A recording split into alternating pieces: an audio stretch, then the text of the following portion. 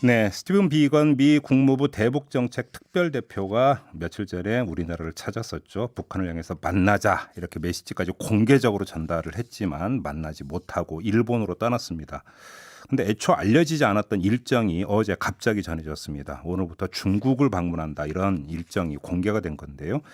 여기에 뭔가 배경이 있는 것이 아니냐 이런 이야기가 지금 계속 흘러나오고 있습니다. 자, 그래서 조성열 국가안보전략연구원 자문연구원 연결해서 도움 말씀 들어보도록 하겠습니다. 자, 위원님 나와 계시죠? 예, 안녕하세요. 네, 안녕하세요, 위원님. 지금 공항이시라고요? 예, 그렇습니다. 네, 출국 전에 지금 특별히 저희하고 전화로 인터뷰를 해주시고 있는데요. 감사드리고요. 일단 좀 엇갈리고 있는 것 같아요. 원래 비건 대표가 그 중국 방문 일정이 없었는데 갑자기 만들어졌다라는 보도도 있는가 하면 원래 있었는데 공개가 안 됐을 뿐이다라고는 또 미국 쪽 보도도 있는데 어떤 게 맞는다고 봐야 될까요? 예, 전체 흐름을 보면은 원래 예정이 됐지 않았던 것 같습니다. 아, 그렇게 보세요, 위원님은? 예, 예.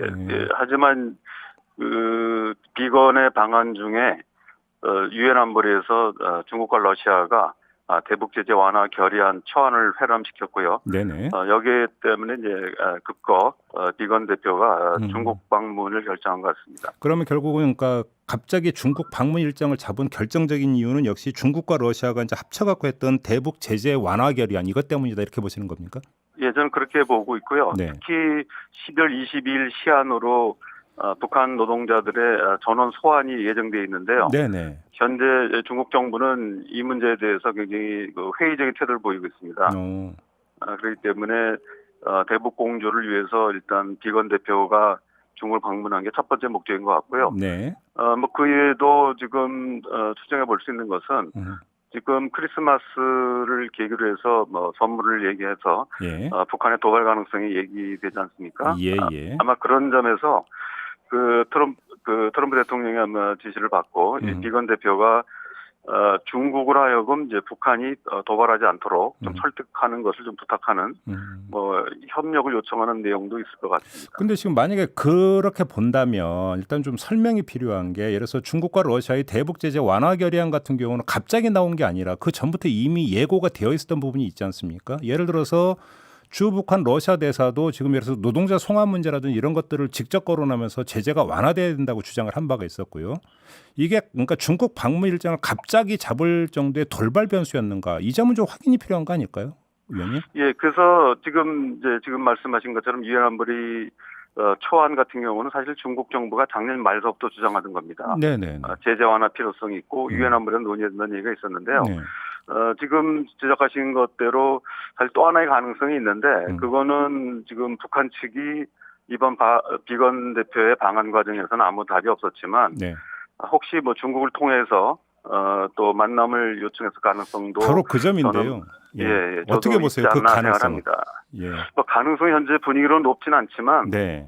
북한이 전격적으로 예. 정책 방향을 선회하는 과거 전례가 있기 때문에 예. 저는 가능성도 완전히 배제할 수 없다고 생각합니다. 예, 만에 하나라도 그것 때문에 베이징으로 간다고 한다면 북미 간에 뭔가 좀 그 숨통이 트일 여지가 있다고 봐도 되는 건가요, 그러면? 예, 그렇죠. 그렇게 되면은 중국이 이제 북한 노동자 송환을 유예하고 네. 또 초안에서 얘기했던 몇 가지 조치들을 이제 미국에게 요구하면서 네. 동시에 이제 북측을 설득해서 접촉을 뭐 시도했을 가능성도 저는 있다고 생각합니다. 만약에 베이징에서 비건 대표가 북한 관계자하고 마주 않는다라고 한다면 역시 의제는 대북 제재 완화 이 문제라고 봐야 되는 걸까요? 예, 대북 제재 완화하고 그리고 이제 북한이 이제 금년에 열사 차례나 했던 어떤 군사적인 도발들 이런 부분을 이제 중지하는 이런 부분들을 교환하는 내용이 되지 않을까 생각합니다. 그러면 예를 들어서 그 ICBM에는 핵실험을 안 하는 대신에 대북 제재를 일부 완화한다라고 하는 어떤 이런 그 딜이 이루어질 가능성이 충분히 있다고 보세요? 예, 그러니까 저는 이제 뭐 일단 어떤 협상이라기보다는 이제 전격 휴전이죠. 긴급 휴전 조치를 통해 가지고 사태 악화를 방지하고 또 지금 임박한 22일 됐기 때문에 이제 뭐 일주일도 안 남았는데요. 네. 북한 노동자 송환을 이제 중지시키는 이런 긴급 휴전안을 이제 중국이 가지고 협상할 수도 있다 이렇게 생각합니다. 그런데 지금 그 중국과 러시아가 마련한 그 제재 완화 결의안에 대해서 지금 트럼프 행정부는 공식적으로는 강력히 반대 의사를 표명을 하고 있는 상황 아니겠습니까? 그런 상태에서 예, 그렇죠. 이게 방향을 선회할 수 있을까요? 트럼프 행정부가? 예, 그 쉽지는 않은데 네. 지금 아까 그래서 말씀드린 것처럼 새로운 타결이라기보다는 어떤 긴급 휴전안으로 해가지고 네. 일단 이제 그 당 전원회의가 열리거나 또 10년사로 이어지는 네. 북한의 정책 전환 가능성을 좀 막기 위한 긴급 조치 선에서 좀 검토할 수 있지 않을까 생각합니다. 아, 그래요. 그런 여지는 그래도 남아 있다고 보시는 거네요. 예, 뭐 아직 일반적인 흐름으로서의 가능성이 높다고 얘기할 수는 없지만 그 여지는 있다고 생각합니다. 알겠습니다. 이걸 좀 확인하고 싶은데 어제 JTBC가 어떤 보도를 했냐면 중국과 러시아가 대북 제재 완화 결의안을 준비하고 내는 과정에서 우리 정부가 사전 접촉을 했었다. 이런 요지의 보도를 내놨는데 밤사이에 청와대에서는 이걸 그러니까 사실무근이라고 공식 부인을 했거든요. 위원님은 어떻게 파악하고 계세요? 예, 제가 볼 때도 사실 무근인 것 같습니다. 아, 그래요? 우리가 지금 한미 워킹그룹이 작동되고 있고 또 한미 간에 긴밀한 대북 공조를 하고 있는 상황에서 우리 정부가 중국, 러시아와 협력해서 갈 수는 없고요. 다만 이제 우리 정부가 지속적으로 추진하는 한반도 평화 프로세스에 방향하고 일부 중국, 러시아의 입장이 좀 그 합치되는 부분이 있기 때문에 아마 그런 오해가 나온 게 아닌가 생각합니다. 그래도 혹시가 우리 그 정부가 대북 제재를 좀 완화하는 대신에 북한의 도발을 어떻게 좀 막아보자라고 하는 차원에서 중재를 뭔가 시도할 수는 있는 거 아닌가요? 네, 그러니까 이제 그런 우리 정부의 별도의 노력에 대해서 중국, 러시아의 이번 흐름들하고 좀 부합되는 부분이 있기 때문에 그런 이제 추측 보도가 나온 게 아닌가 생각합니다. 알겠습니다. 물론 뭐 지금까지 이야기 좀 약간 희망 섞인 부분이 좀 있는 것 같은데요. 정반대로 비건이 지금 중국의 관계 북한과의 접촉 가능성 때문이 아니고 오히려 그 중국과 러시아의 대북 제재 완화 추진 움직임에 제동을 걸기 위해서라고 한다면 북한이 연말에 정말로 뭔가를 할 가능성은 더 높아진다 이렇게 봐야 되는 거죠, 위원님? 예, 일단 뭐 북한으로서는 당 전원회의를 예고한 상태이기 때문에 지금 북한이 모종의 결정을 할 가능성이 있고요. 지금 당 전원회의라고 하는 거는 2013년도에 병진 노선을 결정하고 또 작년에는 이제 병진 노선의 종료와 경제 총력 노선을 결정한 굉장히 중요한 정책 결정에 중요한 그 변환점을 마련했던 회의거든요. 그런 면에서 이제 우리가 주목을 하고 있습니다. 통일부 같은 경우는 김정은 위원장이 신년사에서 협상 중단 선언할 가능성을 배제 못한다 이런 분석도 내놓았던데 같은 저는 기본적으로 동의하지만 신년사에 나올 수도 있고요. 아니면 당 전원회의 결정으로 그 내용이 나올 수도 있습니다. 아, 그래요. 조금 당겨질 수도 있다는 얘기죠. 좀 더 당겨질 수 있고 크리스마스 선물로 정말로 미사일 쏘아 올리는 겁니까 그러면? 저는 뭐 가능성은 거의 없다고 생각합니다. 그렇게 보시고 북한이 레드라인을 넘을 경우는 단순하게 북미 협상 문제만이 아니라 이 북중 관계까지 어려워질 수 있기 때문에 북한이 레드라인을 넘지 않을 것이고 만약에 크리스마스 선물의 내용을 얘기한다면 아까 말씀드린 대로 당 전원회의를 통해서 일체의 어떤 대미 협상을 중단하겠다는 선언 이런 부분들이 이제 굉장히 충격파로서 아마 그 크리스마스 선물이라고 표현해서 가능성도 있습니다. 이거는 미국의 그러면 대응 조치는 어느 수위에서 조절이 될 거라고 전망을 하세요?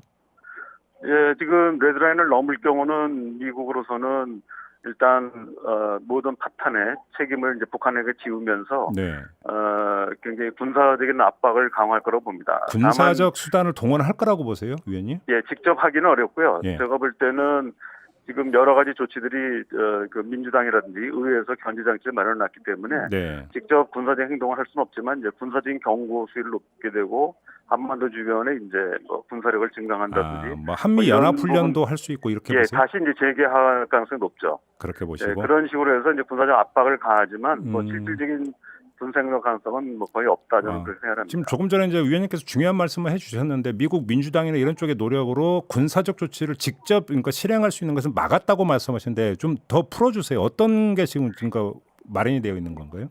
예, 지금 그 미 의회에서 트럼프 대통령 불신이 매우 높기 때문에 지금 그 상원 군사위원회나 이런 데서 그 트럼프 대통령이 이제 그 미군에 대한 어떤 일방적인 군사 행동을 이제 제한하는 이런 지금 움직임들이 있습니다. 아직 뭐 법적으로 된 것은 이제 주한미군 철수를 제한하는 법밖에 없지만 지금 이제 여러 가지 그 논의를 통해서 트럼프 대통령이 군사 행동을 할 경우 어떤 예산에 대한 통제라든지 이걸 통해서 실질적으로 이제 그 차단하는 움직임들이 계속 나오고 있습니다. 그러면 트럼프가 돌발적으로 그러니까 북한을 향한 어떤 그 군사 조치를 명령할 가능성은 거의 없다고 봐도 되는 겁니까? 간단히 트럼프 정리하면 대통령으로서는 뭐 내년에 또 대선도 있기 때문에 예. 그리고 무엇보다도 북한이 뭐 핵과 미사일을 가진 상태에서 네. 만약에 이제 군사행동을 돌입했을 때는 굉장히 큰 전쟁이 될 수가 있거든요. 그래서 예. 아마 그런 모험을 하지 않을 것이다 이렇게 생각하고 있습니다. 알겠습니다. 위원님 연결한 김에 좀 다른 문제 하나 여쭤볼게요. 지금 호르무즈 파병은 거의 그 기정사실로 가는 분위기인데 그렇게 파악하고 계십니까, 위원님도? 예, 저도 당초에는 이제 아덴만에 파견됐던 우리 그 해군 함정이 좀 영역을 확대해서 네. 호르무즈 해협까지 나아가지 않을까 이렇게 생각을 했는데 예. 아마 최근에 이제 그 한미 방위비 분담금 협상이라든지 이런 부분들 그리고 또 그 이란과의 관계에서 좀 적극적인 태도를 요구하는 미국 정부의 요청을 받아들여가지고 예. 아마 별도 파병을 추진하는 것 같습니다. 잠깐만요. 별도 파병입니까? 지금 국내 언론은 청해부대를 그러니까 작전 그 권역을 넓히는 걸로 계속 보도를 하던데 그게 아니라는 말씀이세요? 예, 지금 저도 뭐 확인한 건 아닌데 네. 원래 논의는 지금 말씀드렸듯이 아덴만에 파견됐던 해군함의 역할을 확대하는 거였는데 네네네. 지금 미국 측은 이제 그런 형태보다는 어떤 뭐 독자적인 별도의 파병을 요구하는 것 같고요. 미국 요구가 이렇게 이렇게 되면은 이제 그 국회에 또 동의가 필요하기 때문에 아마 논란이 될 수도 있다고 생각합니다. 일단 먼저 연락장교 한 명을 먼저 파견한다라고 하는 이야기가 나오던데 이건 어떤 의미로 해석을 하는 맞는 건가요? 지금 이제 우리가 지금 방금 말씀드린 것처럼 아덴만에 있는 해군함의 역할을 확대할지 아니면 별도 파병할지를 좀 파악하기 위해서 거기 이제 호르무즈 해협의 어떤 상황들 다시 말하면 어떤 전쟁이 임박한 상황인지 아니면은 뭐 일상적인 호위 경계 활동인지를 좀 파악하기 위해서 아마 그 장교를 파견하는 게 아닌가 생각합니다. 현지 조사차. 예, 그래서 아직까지는 뭐 우리가 파병이 결정됐거나 뭐 그런 것 같지는 않고요. 아마 미국 측이 그런 요구를 하고 있는 상황인 것 같습니다. 미국은 그러면 청해부대를 돌리자가 아니라 별도로 파병을 해달라는 요구를 하고 있다는 얘기죠. 정리를 하면. 상징적인 의미 때문에 일단 동맹국들이 이제 그 대이란 압박에 동참한다는 거를 좀 더 확실한 입장을 보여주기 위해서 아마 별도 부대를 요구하는 것 같고요. 우리 정부로서는 또 앞으로 이란 관계도 있기 때문에 일단은 뭐 미국 측의 요구를 막 검토하고 또 지금 말씀드린 것처럼 연락장교가 파견돼서 상황을 먼저 보는 이런 이제 조치를 취하는 것 같습니다. 연락장교 현지 조사가 많이 늦어졌으면 좋겠네요. 말씀하셨던. 그렇습니다. 상황이 악화되지 않으면은 뭐 우리 정부로서도 뭐 아덴만에 있는 해군함을 청해부대가 역할을 확대하는 형태로 하는 것이 좀 바람직하지 않을까 생각합니다. 연락장교가 천천히 일해도 된다. 이런 이야기를 좀 전하고 싶습니다. 알겠습니다. 자, 말씀 여기까지 드릴게요. 고맙습니다, 위원님. 예, 감사합니다. 네, 지금까지 조성열 국가안보전략연구원 자문연구위원이었습니다. 이슈의 핵심을 꿰뚫는 예리한 시선, 믿고 듣는 진품 시사, 김종배 시선 집중.